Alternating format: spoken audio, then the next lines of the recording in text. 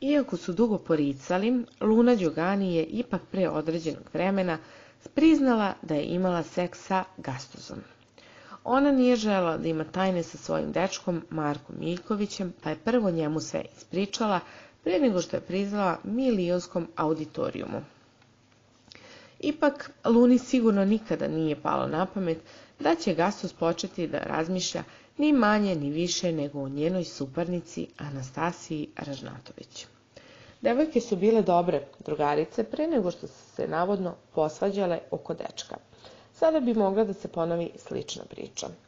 Gastuz je na svom Instagramu objavio snimak na kom se vidi kako peva Anastasijinu novu pesmu, naravno u njegovom stilu sa izmenjenim rečima.